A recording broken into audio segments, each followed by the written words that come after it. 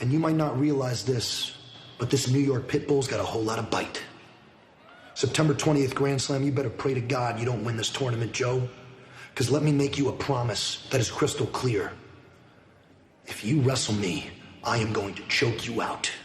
I repeat, if you wrestle me, I promise on my life, I am going to choke you out. And if you don't believe me, let me get it through your thick, fat skull with some simple math. See, normally if you go one-on-one with another wrestler, you got a 50-50 chance of winning. But I'm a genetic freak, and I'm not normal. So you got a 25% chance at best to beat me. Then you add my boy Cole watching my back to the mix, your chances of winning drastically go down. See, at our match at Grand Slam, you got a 33 1/3 chance of winning, but I got a 66 2/3 chance of winning because everyone in New York knows you can't beat me. So Samoa Joe, you take your 33 1/3 chance minus my 25% chance, and you got an 8 1/3 chance of winning at Grand Slam. But then you take my 75% chance of winning, since we're wrestling in my home state of New York, and then you add 66 2/3 chance, I got a 141 2/3 chance of winning at Grand Slam. See, Joe, the numbers don't lie. The hell did he just say? And they spell disaster for you in Arthur Ashe. Disaster! Because we're better than you, baby.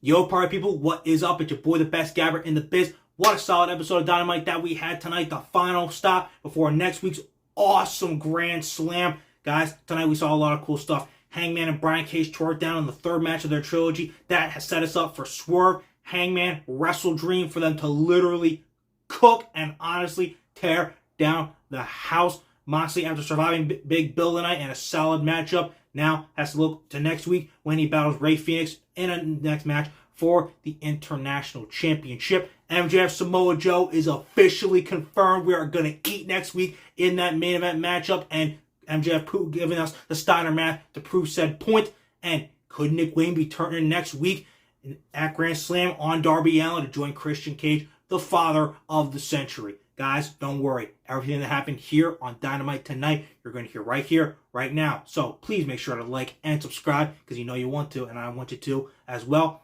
Because newest episode, The Gift with Gabe, covering tonight's Dynamite, starts right about, let's see if I got this right. Oh yeah, now.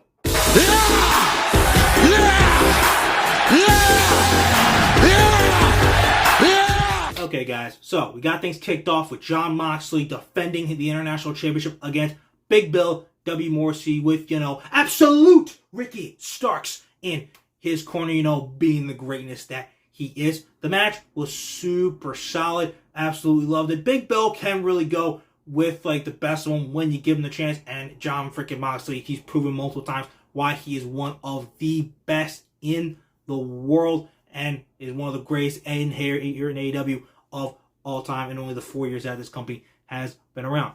I loved the match. I also loved how Danielson and Ricky were literally just beating the ever-loving shit out of each other. It was great. It was absolute.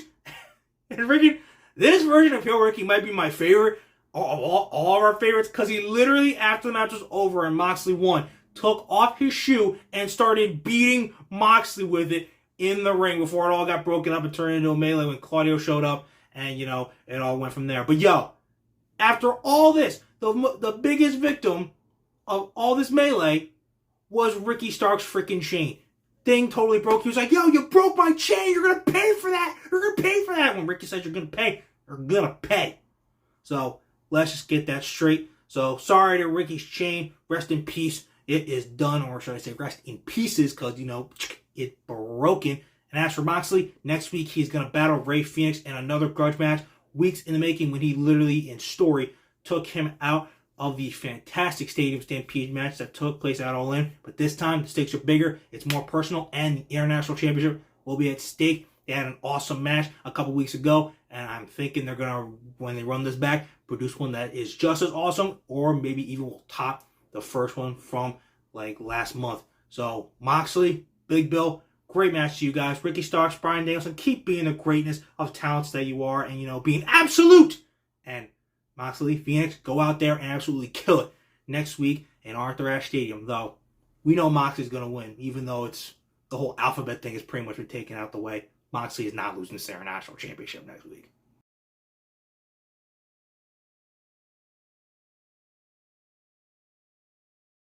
Guys, tonight we saw the further development in the rivalry between Hangman Adam Page and Swerve Strickland. For one, still, again, highlight always, Prince Nana doing the swerve when he drives dance, and it's freaking hysterical.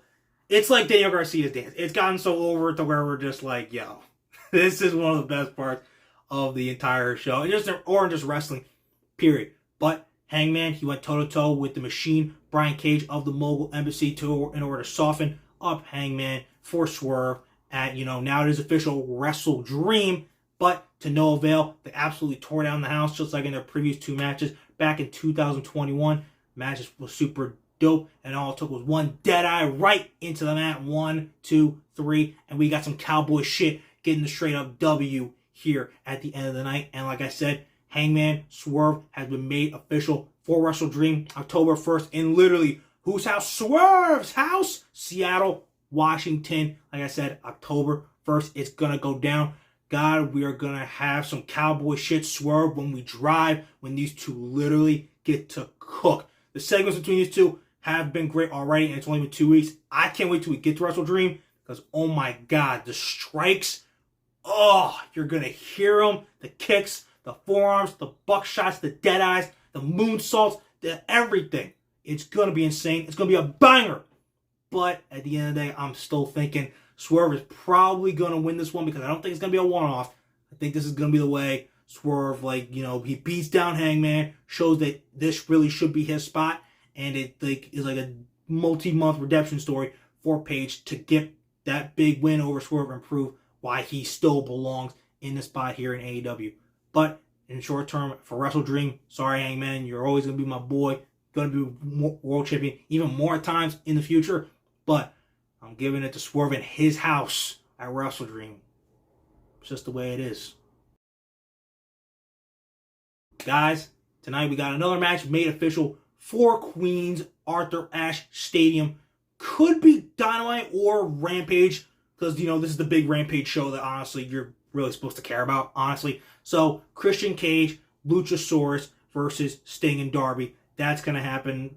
Again, could happen on Rampage, but again, this is the one that matters, and they didn't exactly advertise it on Dynamite. They usually try to keep 5 or so matches for the Dynamite card and leave the rest for the Grand Slam Rampage. Christian's whole thing was that I didn't even get pinned in that tag match back at All In, and, I didn't have my usual tag team partner, so he's like, Darby, get Sting from out, whatever freaking face painted hole he's been hiding in since All In, bring his ass to Queens, New York for Arthur Ashe Stadium so I can beat his ass, because I'm the greatest TNT champion of all time. Father of the century, ladies and gentlemen.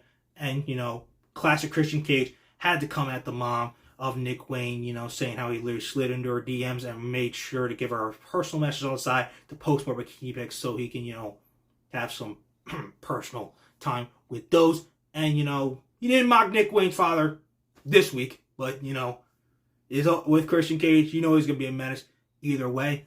The thing is, though, and I've been noticing this for weeks, they are continuing the story so that pretty much it's looking like Nick Wayne is going to turn on Darby Allin. My thought is that maybe this was going to happen in the next title match between Darby Allin and Christian Cage. I mean, Luchasaurus. I'm just kidding. Who cares?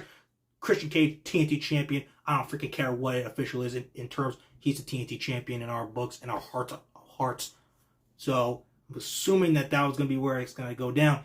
But if there were any good time to do it, it could be next week, because it's a big stage.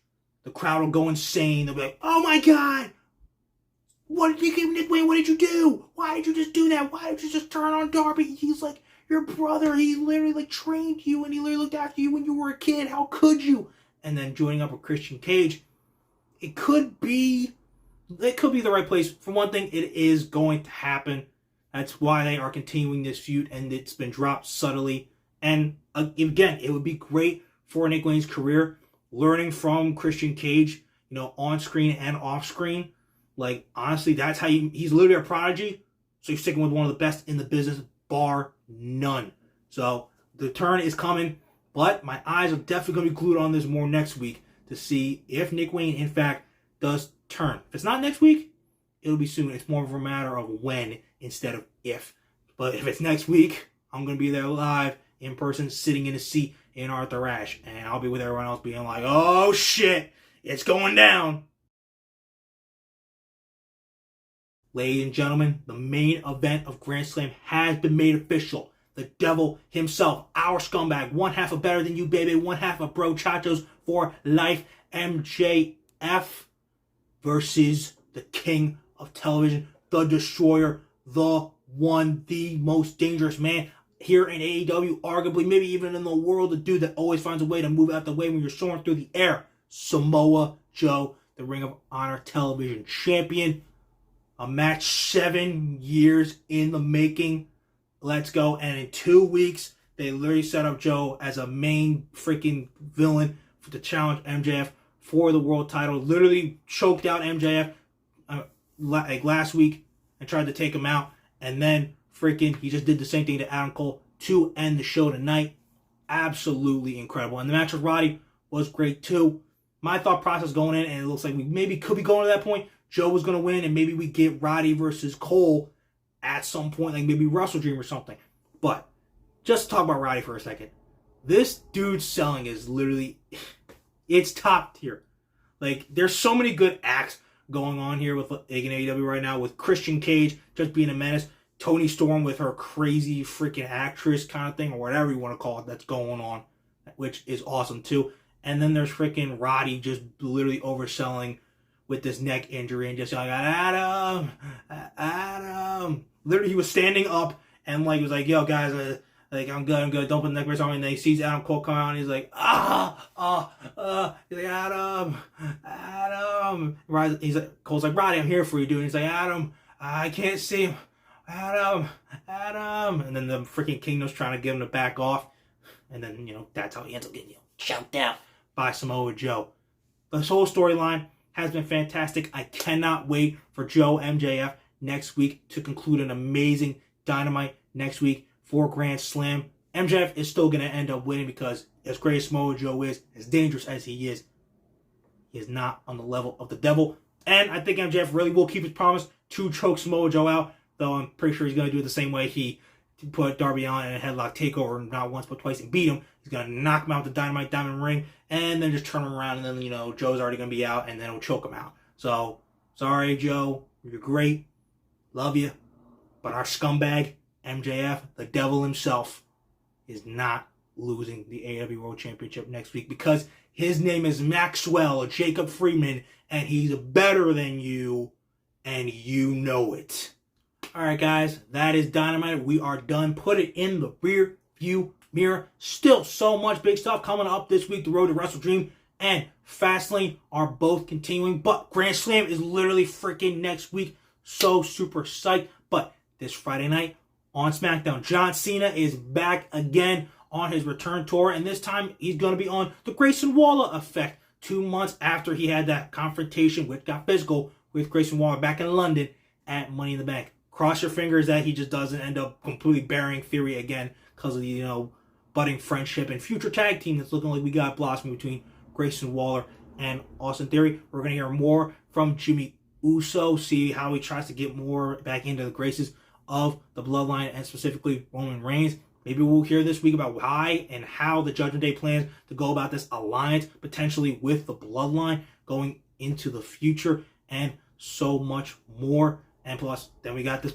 upcoming Monday on Raw, Jey Uso, Drew McIntyre, and plus all the drama that there is going on the Red Brand in terms of, everyone trying to come after Jey, except for Sammy, his main dog. And, Becky Lynch is the new NXT Women's Champion, so I'm sure she'll be making an appearance to celebrate now that she is a Grand Slam winner, along with her other Irish buddy, Finn Balor, Grand Slam Finn. So, guys, trust me, you're not going to miss any of these shows that are going down. You're definitely not going to want to miss what your boy, the best guy in the biz, has to say afterwards. So, please keep doing what you're doing. Like, subscribe, all that cool shit. And most importantly, remember, it's always important, most important thing in the world, when it comes to talking wrestling, who better to gab with than Gabe right here. Okay, guys, I will see you after SmackDown this Friday night when John Cena is on the Grayson Waller effect. Until then, you guys, deuces, puces, I'm out of here. Yeah!